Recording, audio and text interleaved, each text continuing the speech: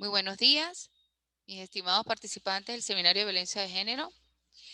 A continuación, vamos a hablar hoy sobre los tipos de violencia que hay y sobre el uso adecuado que ustedes deben conocer sobre el violentómetro. Ahorita más adelante van a ver cómo es esa escala que se toma en cuenta para que ustedes asesoren legalmente a las víctimas de violencia de género, porque a veces no saben que ellas son víctimas de violencia. Entonces, en la ley orgánica sobre la mujer, sobre el derecho de las mujeres a una vida libre de violencia, o la ley de género, como yo la conozco, vamos a hablar sobre los órganos receptores de denuncia y a la vez qué entendemos por violencia sexual y sus tipos de violencia sexual. Entonces, ¿qué sabemos sobre violencia sexual? La violencia sexual son esos actos sexuales forzados, ese intercambio, esa obligación de sexo por dinero o esa obligación de amor por control, que muchas veces las mujeres no entienden que el hombre las controla a través del acto sexual como tal. Pero ahí se está ejerciendo de una manera indirecta una violencia sexual. ¿Quiénes son vulnerables? Las mujeres, las niñas, los niños, los adolescentes que están en alto riesgo. Pero, señores, ¿qué es la violencia sexual? A continuación les estoy dando unas láminas que vienen provenientes del Ministerio de la Mujer acerca de una mayor información muy pormenorizada sobre los tipos de violencia sexual. Es cuando hay una amenaza o un derecho que se vulnera sobre esa sexualidad. ¿Mediante qué? Mediante el uso físico, el engaño, la presión psicológica, la amenaza. Te obligan a ejercer diversas formas de contacto o de sexo sexual no deseados por ti. Puede ir desde actos lascivos, obligarte a ver actos sexuales de cualquier tipo de fricción o roce con órganos genitales en alguna parte de tu cuerpo o, mejor dicho, una violación propiamente dicha. Eso es violencia sexual, señores, mis futuros colegas. Cuando alguna víctima les llegue a ustedes con este tipo de casos, ya saben, como primer parámetro, se está ejerciendo una violencia sexual. Entonces se identifica esa violencia sexual, se conoce el apoyo, pero que existen unos órganos receptores de denuncia ante este tipo de amenazas y ante este tipo de agresiones. Están los órganos receptores de denuncia, los órganos de seguridad, donde ustedes pueden acudir a interponer esa denuncia formal y donde ellos están en la obligación de otorgarle a esa víctima una medida de protección. No solo la medida de protección, mis queridos seminaristas, sino también ustedes pueden asesorarlos a ellos de que se invoca una medida de protección se lleva a la unidad de atención a la víctima del Ministerio Público, se hace la denuncia, ¿sí? Y yo, fulanita tal, en este acto debidamente asistada por el abogado tal, debidamente inscrito o certificado bajo el INPRE número tal, acudo ante su competente autoridad a los fines de exponer. La ciudadana tal fue víctima de violencia el pasado sábado a las 3 de la tarde, donde se vio por acoso sexual, violencia, hostigamiento, maltrato físico, verbal. Y entonces ahí solicitamos ante las autoridades o ante la venia pública. ¿Qué es la venia pública? El Ministerio Público se sirva de otorgar a la brevedad posible una medida de protección y el Ministerio Público está en la obligación de otorgar una medida de protección, donde ese agresor no debe acercarse a la víctima tantos metros posible. Pero no solamente se otorga una medida de protección, se otorga, además de eso, una solicitud, ¿sí? Le van a hacer una revisión exhaustiva ante un médico forense para saber qué grado de agresión o de maltrato físico tiene, pero si en este caso no es maltrato físico, sino es maltrato, vamos a decir, emocional, psicológico, como lo describe la presente ley.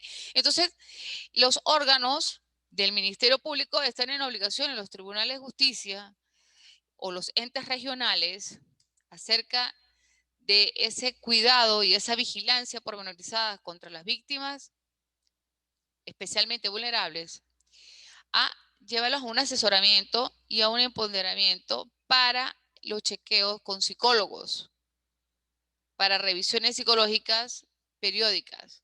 ¿Quiénes agreden? En este caso, los casos de violencia más comunes son los agresores, son los mismos esposos, los mismos maridos, las parejas, los profesores, parientes cercanos, hombres que ejercen algún tipo de vínculo o de dominio con la mujer. Sin embargo, de manera individual, muchas veces hasta por mecanismo de extorsión para obtener ciertos beneficios. Pero hablemos de los tipos de violencia sexual. Hay acoso, abuso sexual. ¿Qué es el acoso sexual? Es cuando una persona se aprovecha de una situación de ventaja o de superioridad sobre ti. Te hace insinuaciones sexuales. Cuando ya solamente hay una insinuación sexual, señores, ustedes están al frente de un acoso sexual o hay una petición de favores sexuales. Yo te hago esto, pero a cambio tú me das esto. Y generalmente es sexual. Entonces eso es un acoso sexual. Generalmente este tipo de acoso sexual se ventila mucho en las partes laborales. Luego viene el abuso sexual, lo que conocemos como la violación propiamente dicha. En este caso es por vía vaginal, anal u oral. Yo te obligo a que tú hagas por vía anal. Eso ya es un abuso sexual o incluso con el uso de objetos. Entonces el abuso sexual se da de distintas maneras dentro del marco de las relaciones íntimas. Pueden ser conocidas o desconocidas. Pero hay algunas formas de explotación sexual, como es la prostitución forzada y la esclavitud sexual. Es cuando te obligan a realizar uno o más actos de naturaleza sexual por la fuerza o bajo la situación de amenazas, de presiones y de algunos beneficios económicos por naturaleza sexual.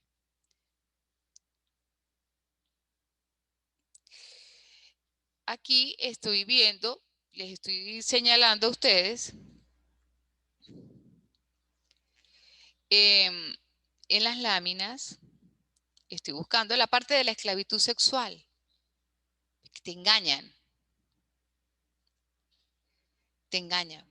Entonces, te engañan diciéndote de que te llevo a otro país, vas a ganar en moneda extranjera, te doy un lugar espectacular para vivir, te engañan a través de actos que solamente conllevan a prostituirte y a ser esclava sexual.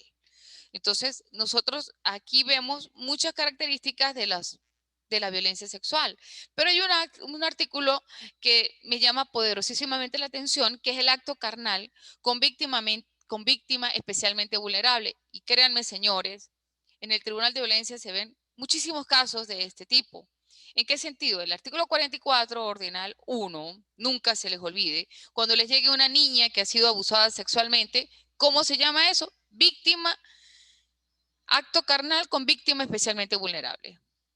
¿Ok? Ya ustedes como profesionales del derecho les llega un caso donde hubo abuso sexual de una niña o un adolescente, ahí hubo un acto carnal con víctima especialmente vulnerable, inmediatamente el tribunal aplica ahí el Ministerio Público el artículo 44 ordinal 1, donde señala que se incurre en este delito cuando es sancionado con 15 a 20 años de prisión. Aquí no hay beneficio, señores.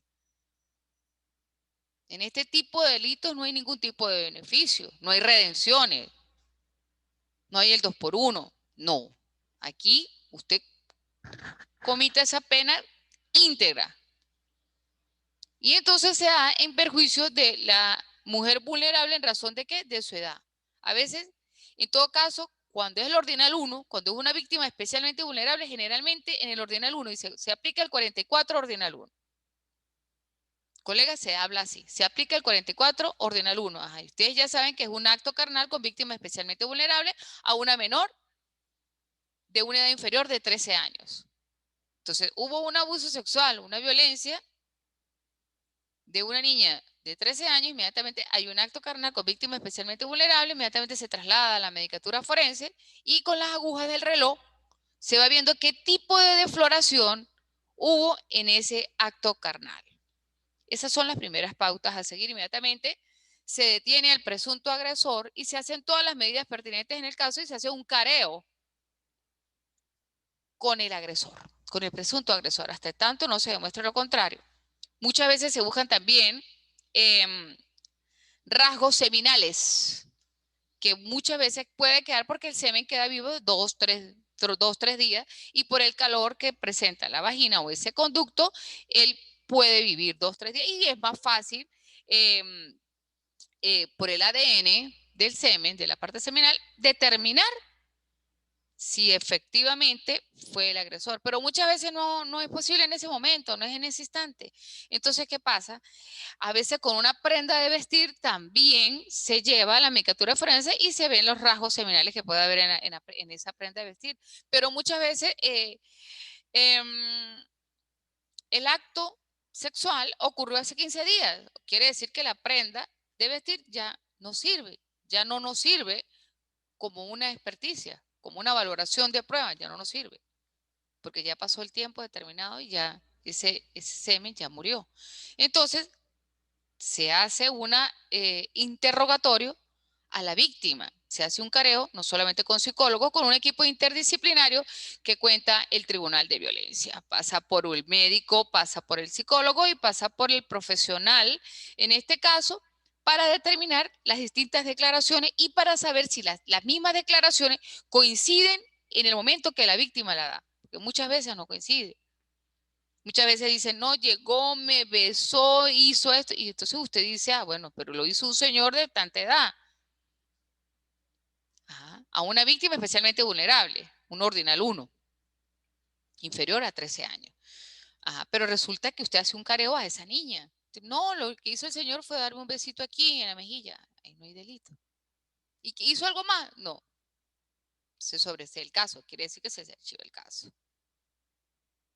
No hay suficientes elementos de convicción en esa denuncia que demuestren la culpabilidad de ese presunto agresor. Eso por ese lado. Por otro lado, también nosotros vemos en el ordinal 2 cuando el autor haya prevalecido, cuando el autor se haya prevalido de su relación de superioridad o parentesco con la víctima. Muchas veces son tíos, padrastros, generalmente. Entonces, muchas veces las madres de familia se van a trabajar y quedan los hijos o las niñas expuestas a este tipo de agresiones.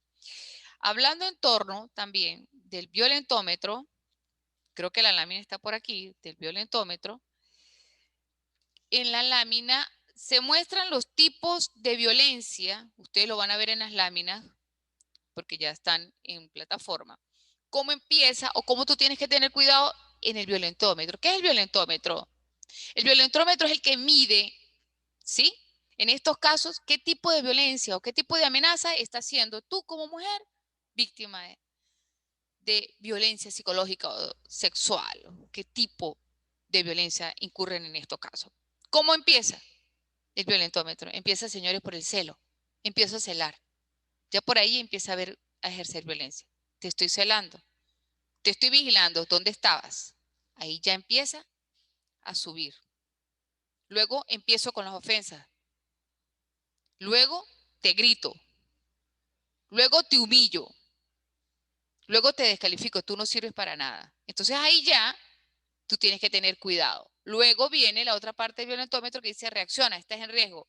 ¿Cuándo debes reaccionar y estás en riesgo? Cuando te controla tus amistades, no tienes que salir con ella, cuando te domina, cuando te prohíbe, cuando te destruye artículos personales tuyos o cuando te priva de alimentos y dinero, ahí ya hay una reacción. Cuando tu vida está en peligro, cuando te golpea, cuando te obliga a tener relaciones sexuales, cuando hay obligación a consumir alcohol o inclusive drogas para haber una inducción a herir o lesionar. Y cómo termina lamentablemente, señores, esa violencia contra la mujer termina con el femicidio. Muchísimas gracias y esta semana voy a tratar del día sábado 7 de noviembre a ver si hacemos una conferencia virtual a través de la plataforma Zoom. Buenas tardes.